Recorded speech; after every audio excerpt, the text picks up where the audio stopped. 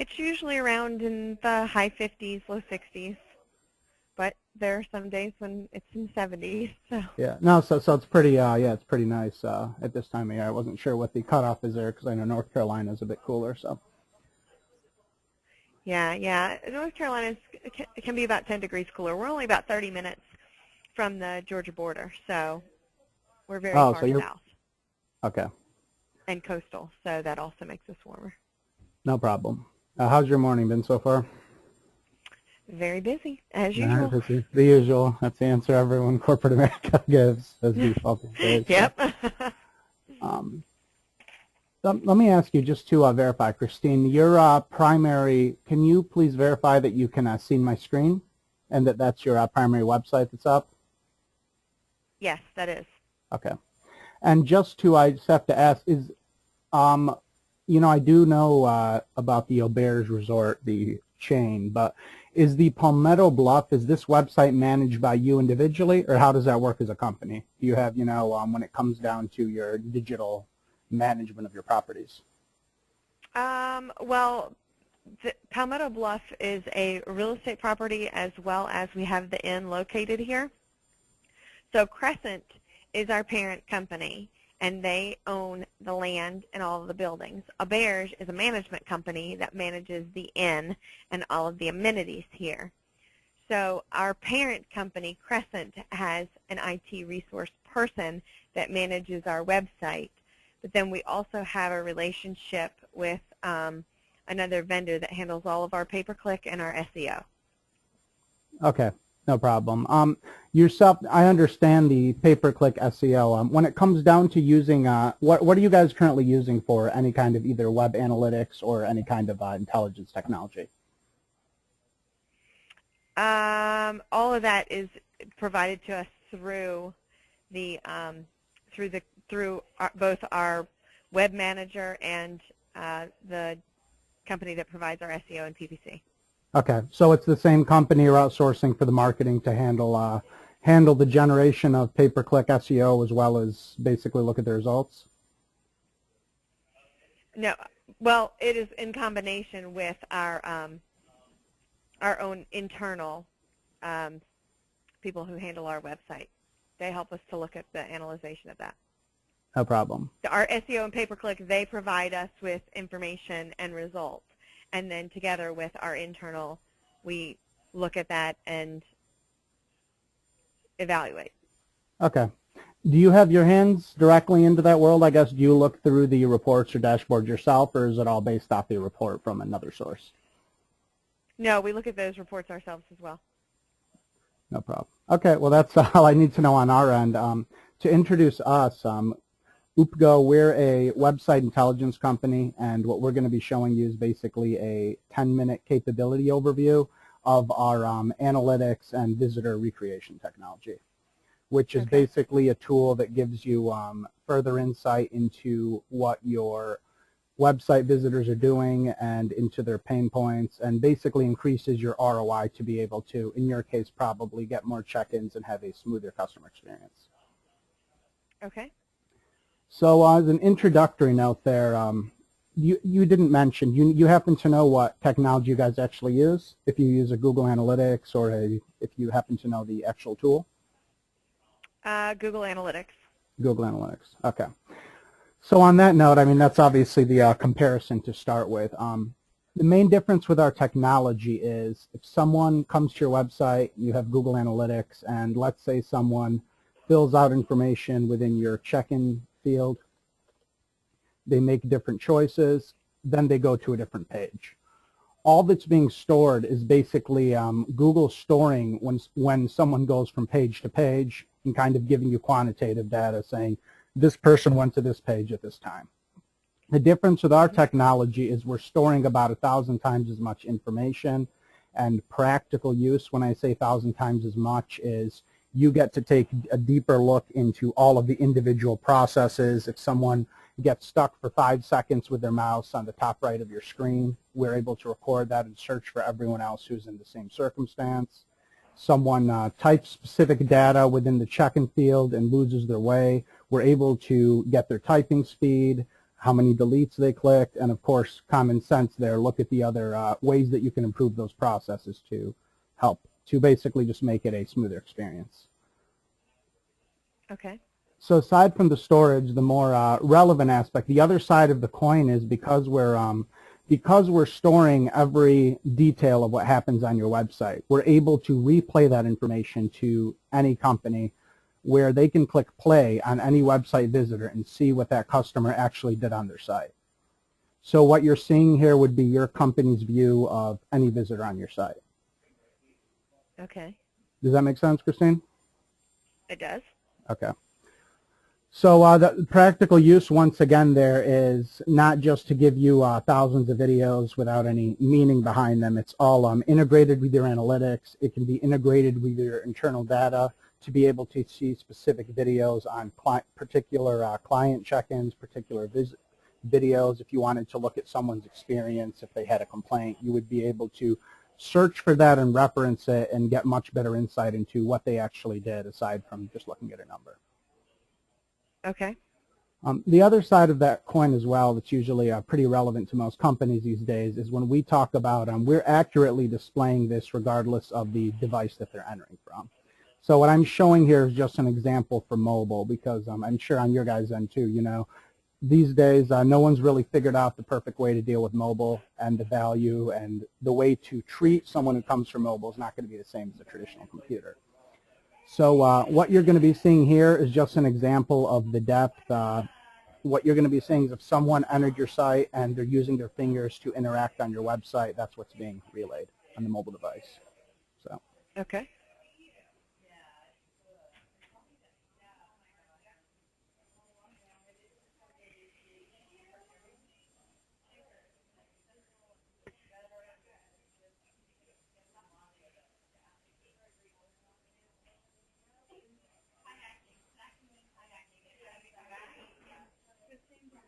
So yeah, the takeaway there is, of course, when it comes to mobile, aside from having finger movements, which aren't the same as a normal visit, you also have zooms, you have flipping a phone. All that information is tracked and relayed. So in a lot of cases, if the site's trying to, if the site is not accustomed, you guys add a particular technology and it doesn't load correctly on mobile, or something isn't relayed on the IT end, you'll be able to identify that much earlier and understand the exact view of your customer, as opposed to have to rely on the IT team to, you know, be perfect in those regards. So. Okay. What I'm going to be showing you after this is just all of these are kind of micro views. Once you take a closer look at a particular customer, the depth that you're able to see. So what this example here is this record is created by default for every visitor on your site. What this is a visitor's complete experience from one screen. What it is common sense-wise is it's a view that gives a particular visitor's entire history. So you can take a look at what they did on this visit. You can take a look at, you can pause, you can stop, you can go faster, zoom in and out. And you can also, clicking here, you can see all of their past history. This would be whether someone is an anonymous user who has 5 past bookings at your site but never created an account. It's going to correlate all of their information together, so you just have an easy way to switch back and forth through their history. So that can be used for potential dispute resolution. It can be used if someone said they made an error on your website and you want to confirm it. And of course, a lot of cases it just comes down to discovering dissatisfaction, finding pain points that can be applied site-wide. Does that make sense? I don't know if you're familiar with the term session, Christine. No, yeah, that makes sense. I have to ask. Yeah, so that's it. It's all their information. Last detail, if you do have a login system and you do have this information, we can integrate with any data system. So in this case, you would be able to see, I want to see Joe Bauer, who's I don't know if you guys have a login system, but all of that information would be relayed accurately as well. So if you wanted to look at Joe Bauer's account, if he had a particular if he was a particular high-value customer, you could look at him individually. And you could also say, okay, now I want to look at an anonymous visitor. This person's been here 20 times. Let's figure out how to get his information and make him a member of our whatever. Okay, so now our site doesn't have, like on the resort side, there's not a member component. So all of them would show up as anonymous visits? Yeah, they would be anonymous, but they would all be correlated together, if that makes sense. So all of them would be organized correctly. So you would know that you had an anonymous visitor who came 85 past times. Okay, because it links to where their computer's address, correct?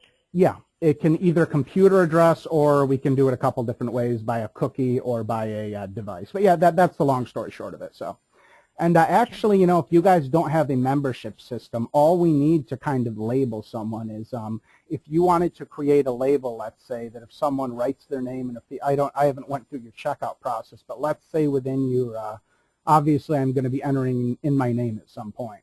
If someone enters in their name at some point in this checkout process, once they enter in their name, we would be able to say, take that name and label that in this section. You don't need a formal process. We just need a identifier to use, if that makes sense. Some way to organize the people to label them in the future. Well, now technically where you just were, it actually goes out and into another website. It goes into iHotelier's website. So would you still be able to track that? If our code is on outside of our site. It would have to be on the website. All of this technology, we only have access to what's on the website. So if is that a third-party service, the website you referenced? Or? That is correct. Yep. So as soon as they go to book, then we lose tracking ability. Yeah, absolutely. Through you is correct. What you're telling me. Yeah, you do need access on the website. But I will say I don't know that particular vendor. A lot of cases third parties a lot of businesses obviously use third parties for processing, and they do allow integrations. They do allow you to have access to the code. So that would just be checking with them. So yeah, that's the point in that regard, is we'd be able to organize with that information. And the other end of this coin too, I show all of these nice video views, and every view where you see a video, because we're storing all of the data, you can choose whatever data you want to supplement the videos. So for instance, here is a banking example, not going to be super relevant for you guys, but if you wanted to, for instance, a customer who made 5 past bookings, you would be able to write their booking information on the same page. You would be able to create, nice, easy to use labels to be able to search through your history and say, I want to see a customer who's made 5 bookings at this number and, hasn't booked in the last 2 months. Pull up that information. That's kind of this color-coded label system. You choose a criteria, and then that's how you get to search all your information. Okay. Does that make sense, Christine? It does. No problem. One more view to show you, then a just general snapshot of, I guess, the starting point, what you're probably used to analytics-wise. Mm-hmm.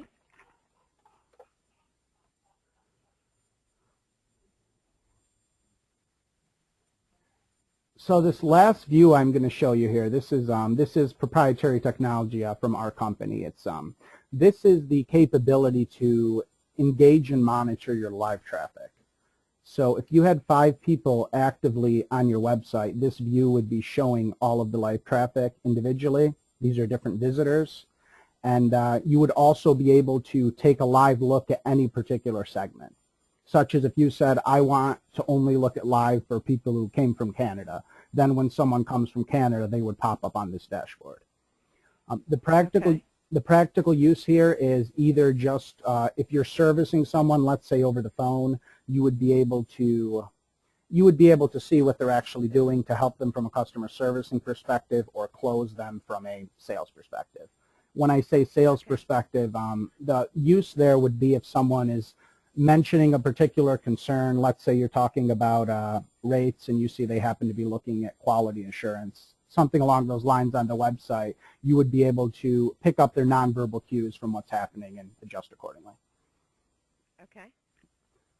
So aside from that, we have the built-in chat function. We have a couple other engagement type tools where you can say, I want to send this person automatically to this page. Just a lot of flexibility to use this in the way you want to, or not use it at all. All of this is modularized within one central system, where if you want to use one piece, that's fine. If you want to use 30 different pieces, it's not a problem either. Okay. And the last closing note here, I clicked view details from this view to show how everything is integrated, and that goes into the history view before. So you're not looking at these in separate dashboards where you have to dig around. It's all directly tied together. Okay. The last thing I'm going to show you, not to, we could spend 6 hours going through all of the analytics dashboards, but just that the starting point here is probably pretty close to what you're used to. You know, you choose your 5 or 6 most relevant statistics. The big difference here is we can define the statistics with much finer tune, because you can create a statistics, like we said, someone who goes to this page, pauses for 3 seconds with their mouse, chooses standard rates, chooses available rates, then leaves. You can define that as its own stat and say, I want that on the dashboard instead. So that's the practical use, once again, of all this data. Isn't to give you 10,000 more things to look at. It's to be able to define what your key points of interest are with a, you know, to more detail. So from here, if I wanted to look at a particular segment to kind of finish the story of how we go from how we use this, is I highlight a particular segment, I would be able to see these are the total amount of pages for, and I believe in this case, people who came from Google. You can go seamlessly from customer to session to page view here. So if I chose Google and we had 10 different customers who had 5 different sessions, I could go back and forth from customer view to session view and only look at it either customer or session specific basis. Okay. From here, I can either play the video as you've seen, or when I click view details is when it goes into that deeper customer view. So once again, the takeaway here is that this usability-wise, it's a very big selling point and asset on our end. We're not gonna give you 10 different views. You have to kind of dig through a dashboard to get to each of these different features. It's all integrated in a seamless way where you can use practical insight and kind of find what you're looking for. Okay. You have any questions, Christine? I do not. Let me ask you, based on discussion so far, is this something relevant on your guys' end, or what's your, I guess, what is your takeaway? I wasn't very clear of what your role is and what you guys, I guess, how involved you guys are with your analytics. You know, to be honest with you, I think that this is, in some ways, a little bit more than what we need at the moment. I think that our current analytics serve our purposes and give us the information that we need. I think it's definitely very interesting and very forward-thinking. I just don't know if it's where we are right now, and something that we, you know, how we could use it. Like I said, I definitely understand the value in the product and what you're saying. No, but that's it's just, I guess, a matter of just kind of thinking about it and seeing if this is something that, you know, I mean, obviously it's great to have a system and have this information, but if you're not going to do anything with it, then it doesn't really serve a purpose. So I guess that's just kind of where I'm at right now. no problem. You mind if I spend 5 minutes showing you a couple examples, I suppose, too? That's a question we always have in any case. When you show capabilities on the tech product, the next question is, how am I actually going to use this? And, you know, there's no reason to buy a shiny toy if they're just going to sit in the attic. So. Exactly. Okay. I'm going to show you, I guess, a couple things that may be of interest in that regard, and we'll go from there. One moment. Okay. So yeah, I mean, once again, I highlighted, you know, talking about looking at particular processes, taking a look, for instance, at the time it takes. In your guys' case, my guess would be that a concern would be people who go to this checkout process. You'd want a much higher conversion rate of people who complete it. You want to pick up kind of the low-hanging fruit of people who might make an impulse purchase. Make sure you're not losing them because it's taking an extra 10 seconds. Is that one of your pain points, I assume? Yeah, I don't know that. Sure. I mean, I don't know that, and I don't know. I don't know if an extra 10 seconds is making an impact and whether someone actually books or doesn't book. So I guess, yes, that would be interesting to know. Okay. So on that note, when we talk about, this is an example, I suppose, of what we do for companies. We provide a few hours of servicing as well with our product, where we customize. Basically, you look at your site, you tell us what your goal or concern is, which in your case, I mean, I would think if to some percentage in the conversion process, you're definitely probably going to be losing a few people. to some point of struggle, taking more time, being able to come up with a particular chart that would align to this and say, for instance, average time it takes to fill out, the average amount of changes someone makes before their next decision. And from this, it would give you criteria to be able to improve and, of course, compare the results in that end. So that's what this is, I guess, is we're able to calculate, confidence levels of consumer transactions based on how long they hesitate. There's a lot of documentation behind it, particularly for making purchases. For instance, a lot of companies will have someone who will stop after putting in their credit card information. They'll stop for a few seconds, move on top of the security seal, and exit because they're still paranoid about the internet. That's one example. In a lot of cases, it resolves those companies' concerns to see, wow, I lost that person for a reason where I just need to add a small security seal, or if I have their contact information, send them something, reassuring them. Okay. What I'm showing you here as well, this is all customized to a particular form, is something that is very unique and I guess usually usable about these capabilities is instead of seeing all this data, we would be able to track. In this case, this is a traditional form, has a few fields that you can fill out. We're able to store the information even if they didn't submit it. So in this case, what this company had requested is I want to see all the cases where someone starts filling out information and leaves. I'm not allowed to show you the real information. That's why the fake. But the concept behind it would be it's hard to say how much improvement you have on any site until you see how many people are leaving. So if you had, for instance, 10%, whatever the percentage is of people, you would be able to see them individually and just use a lot of common sense to figure out, look, everyone's leaving on the third field here. Everyone's getting this deep. Let's take a look at that process, try to improve it. Let's watch a couple circumstances to see if our site's not clear enough. And a lot of cases, in your guys' case, you're going to know when they check out and even be able to get feedback directly. So that's just a couple practical usage usually here is all to improve ROI and improve your conversion percentage, regardless if the goal is, to purchase something, book a hotel, or go through the process. Okay. And how many hospitality clients do you have that are currently using this product? Hospitality, I want to say we have approximately 10. Not sure how firmly defined hotel hospitality. We have approximately 10 as far as I know from hospitality. But I will also say, in your case as well, every company we do sign NDAs. This is all very confidential on our end because we provide competitive intelligence as well. So we give you, for instance, a case study or a particular objective, we would scrub out the company name and just keep it simple, what the goal was and what was achieved. So I can tell you our average improvement on conversion rates is over 20 to 30% just in the first 3 months alone.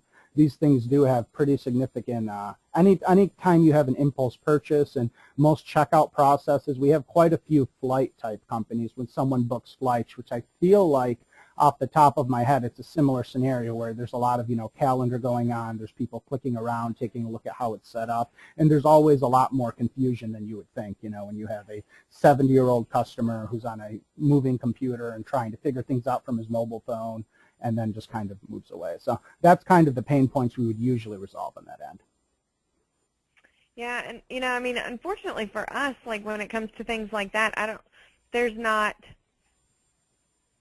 much that we can do. Well, there's not really anything that we can do in the way of changing the way our booking link is set up.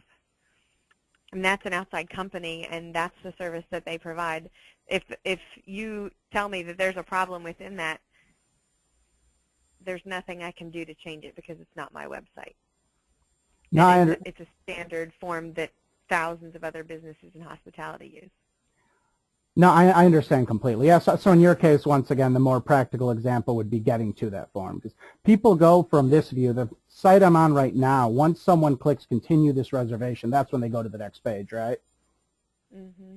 So yeah, it's hard to say how much of a result it'll have up front, but in your case, it would be taking a look at improving the percentage. If you currently have 1.5% of people who come from your site getting to the continue this reservation, it's about improving that number.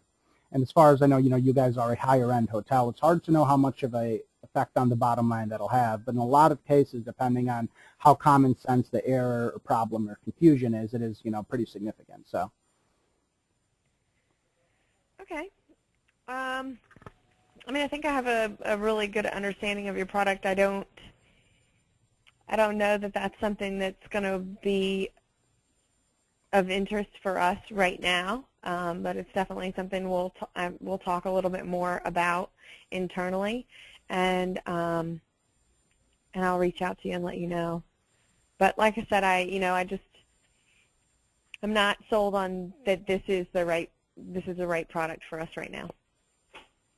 No problem. So. Yeah, I appreciate your, would you like an overview, any information sent on our end, or do you want me to? Yes, absolutely. If you could send me like a summary or, a presentation that has, some bullet points of information, that would be helpful for me. And it's definitely something that I'll hold on to. I mean, things change from month to month and definitely from year to year here with the technology that we use and, where our focus is. And like I said, I'm not saying that this isn't something that would be useful for us eventually. I just don't know that it's something right now. No, I mean, it's a very, all valid points. It's hard to say depending on, last note I'll mention in that regard is, we do have a long-term agreement by default, but we do provide piloting with a lot of companies who have that same concern, where we would basically install over a 3-month period, and the liability would be on us to show you all the added insight. And in that case, it's usually to answer the question of how many people are dropping out, how much better can you improve your ROI before putting effort into it, So that's just I'll include that in the follow-up, but that's a point of reference in a lot of cases for companies who aren't sure to, even on our end, to see if there's a window of improvement there, so. Okay. And how do you base your fee structure? Our fee structure is variable based off website traffic. The ballpark is in the 1,000 a month range. That's for under 50,000 monthly unique visitors. Are you guys above that range by chance? I just looked at traffic estimates. No, probably just under. I thought just under, so that's why. Yes, so the ballpark 1,000 a month. We have a few hours set up as well. On top of that, average of 10 hours per company. So it's pretty straightforward in those regards. And all of these things, once again, can be modularized. In your case, if you wanted to use for customer servicing one of these particular views, we could integrate that with your Google Analytics directly, so you wouldn't have to kind of use a different system as well. That's a really common scenario. So. Okay. All right. Yeah, and if you can also, I don't know, if you could send the fee structure over with that as well, that would be helpful. No problem. Will do. Thanks a lot, Christine. It was real nice talking to you. All right. Thank you, Patrick. I appreciate it. Bye. Have a good day.